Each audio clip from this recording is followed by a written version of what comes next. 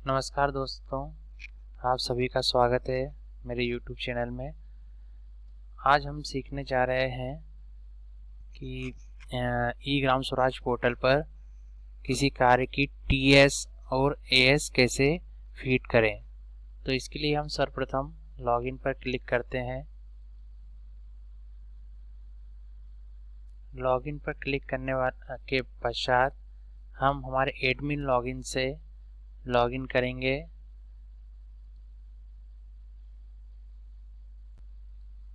अब लॉगिन की बटन पर क्लिक करेंगे।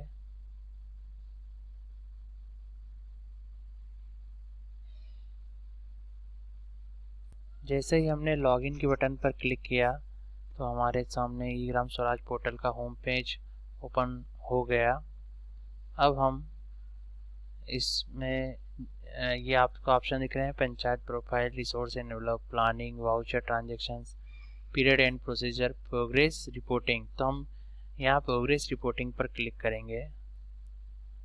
इसमें आपको ऑप्शन दिख रहे होंगे, activity output, technical approval, admin approval, funds earn marked और प्रोग्रेस रिपोर्टिंग। तो हम इसमें सबसे पहले ऊपर से दूसरे ऑप्शन पर जाएंगे, टेक्निकल अप्रूवल मतलब TS यहाँ ऐड करना। टेक्निकल अप्रूवल पे जैसे मैंने क्लिक किया तो यहाँ ऐड का ऑप्शन आ गया, तो मैं यहाँ ऐड पर क्लिक करता हूँ। जैसे ही मैंने टेक्निकल अप्रूवल के ऐड पर क्लिक किया तो मेरे सामने यह स्क्रीन आ गई है।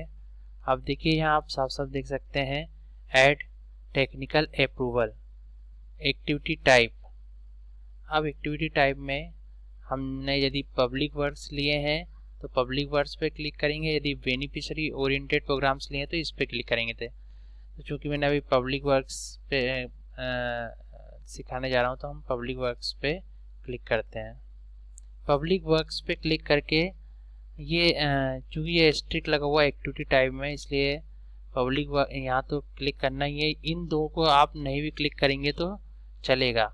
इसके बाद आप गेट डाटा पे क्लिक करेंगे। गेट डाटा पे हमने जैसे ही क्लिक किया तो हमारे सामने यह स्क्रीन आ गई। ये देखिए, ये हमने अभी GPTB में जो भी काम चढ़ाए हैं उनकी यहाँ पूरी डिटेल आ जाएंगी। जैसे सीरियल नंबर, प्लान ईयर, जैसे first plan year 2020, activity code यहाँ जनरेट हो जाता है। जैसे ही हम कोई सी एक्टिविटी बनाते हैं, एक्टिविटी कोड, एक्टिविटी नेम हो जाता है। जैसे यहाँ ये नेम लिखा रहा है। रिक्वायर्ड में ये लिखा रहा है एक्शन रिक्वायर्ड या नॉट रिक्वायर्ड। अब मान लीजिए जैसे CC सड़क से पक्की नाली निर्माण है तो हमें इसमें TS रिक्वायर्ड रहेगी, मतलब जरूरी रहेगी, इसलिए हमें रिक्वायर्ड पे क्लिक करना पड़ेगा। इसके साथ मैं आपको एक नॉट रिक्वायर्ड वाला भी एग्जांपल समझाऊंगा। तो हम सबसे पहले ये पहली एक्टिविटी जो है CC सड़क से पक्की नाली निर्माण है, इसका रिक्वायर्ड पे क्लिक करेंगे। एक्शन रिक्वायर्ड मतलब TS रिक्वायर्ड है।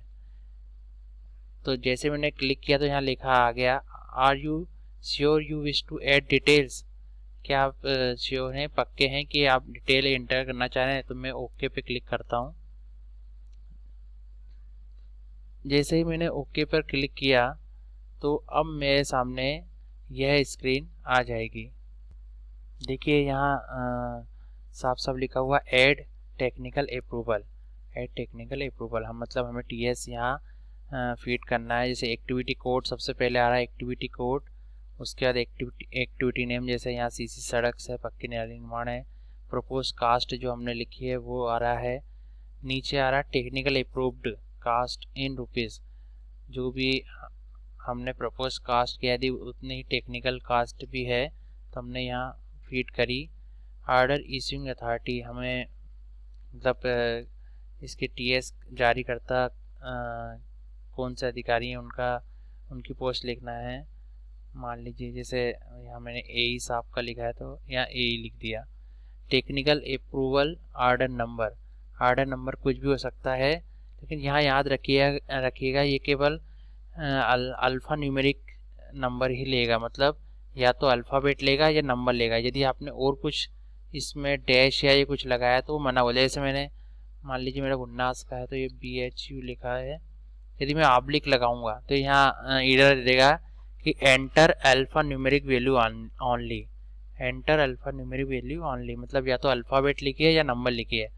तो मैं ये आर्ट नंबर अभी सिंपल लिख रहा हूँ, आपको एक डेमो दे रहा हूँ इसलिए सिंपल बता रहा हूँ कि BH अल्फ़ाबेट लिखे और एक लिख दिया 01।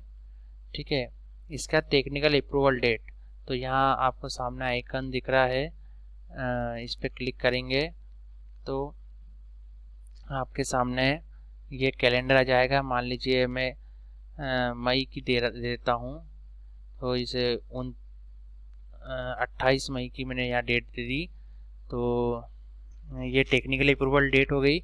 अब लेवल टेक अप्रूवल डॉक, अब इस जो भी हमारे पास TS की फाइल बना के हमें मिलती है इंजीनियर सर से, वह हमें यहाँ अपलोड करना है। और नीचे ये ध्यान रखिएगा कि allowed file type only PDF file ही होना चाहिए। दूसरा, file size should be less than 2 MB, 2 MB से कम की फाइल होना चाहिए। तो जो हमें हार्ड कॉपी में इंजीनियर सर से या जनपद से, हमारे विभाग से जो फाइल जो TS की कॉपी मिली है, उसे हम यहाँ चूज़ फाइल के रूप में करते हैं। चूज़ फाइल करी हमने, और हमने यहाँ से, जैसे एक मैं डेमो आपको दिखा रहा हूँ, ये फाइल सेलेक्ट करी और ओपन कर दिया, ये हो गया। अब आपको पूरा, आपने पूरी डिटेल भर चुके हैं यहाँ। इसके पश्चात हम सेव ऑप्शन पर क्लिक करेंगे। ये मैंने सेव ऑप्शन पर क्लिक कर दिया है। जैसे ही मैंने सेव ऑप्शन पर क्लिक किया, यहाँ मैसेज आ गया सेव्ड सक्सेसफुली। इसके बाद मैं इसको ओके कर दूंगा। ठीक है, ये एक एक्टिविटी होगी। ऐसे आप सारी एक्टिविटीज़ यहाँ से सेलेक्ट करके सभी की TS कर सकते हैं। अब सेकंड पॉइंट आता है, हमें AS किस प्रकार करना है। तो हम AS करने के लिए फिर से यही ऑप्शन पर जाएंगे, प्रोग्रेस रिपोर्टिंग, इस पर मैंने क्लिक किया और इसके बाद मैं जाऊंगा, अभी मैंने क्लिक किया था टेक्निकल अप्रूवल, अब मैं जाऊंगा एडमिन अप्रूवल। ये देखिए मैंने एडमिन अप्रूवल पे क्लिक किया और यहाँ ऐड का ऑप्शन है। अच्छा, इसके पहले मैं आपको एक चीज़ और बता देता हूँ। यदि आपने टेक्निकल अप्रूवल किया है और आपको उसमें कुछ सुधार करना है, तो ऐड के नीचे ही मैनेज का लिखा हुआ, तो हम मैनेज पे क्लिक करेंगे। मैनेज पर जैसे ही क्लिक करेंगे तो हमारे सामने ये स्क्रीन आ जाएगी। इसमें वही एक्टिविटी टाइप लिखा है, तो हम एक्टिविटी टाइप पे क्लिक करेंगे, पब्लिक वर्क्स और गेट डाटा। जैसे हम गेट डाटा पे क्लिक करेंगे तो अभी जिस काम की हमने CC की जानकारी भरी है वो हमारे सामने आ रही है। Serial number, activity code, activity name आ रहा है, ऑर्डर इश्यूइंग अथॉरिटी आ रहा है, ऑर्डर नंबर आ रहा है। हम यहाँ व्यू कर सकते हैं या फिर यहाँ मॉडिफाई भी कर सकते हैं। जो भी हमें सुधार करना है तो हम यहाँ सुधार कर सकते हैं। तो ये हमारा मैनेज भी हो जाएगा, मतलब हम TS में सुधार भी यहाँ से आराम से कर सकते हैं। ठीक है, अब हम इसी एक एक्टिविटी की AS के बारे में समझते हैं। तो हम फिर से गए प्रोग्रेस रिपोर्टिंग पर और यहाँ से हमने क्लिक किया एडमिन अप्रूवल। एडमिन अप्रूवल में हम ऐड करने गए, ये हमने ऐड किया।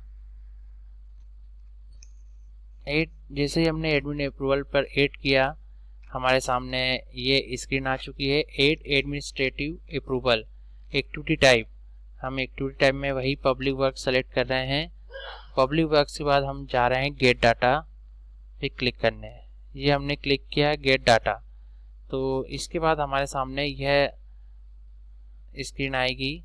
इसमें हमारे पास सभी, जैसे मैं अभी पहले एक ही जिसकी मैंने TS कर चुका हूँ उसी का एडमिन अप्रूवल करता हूँ, मतलब AS करता हूँ।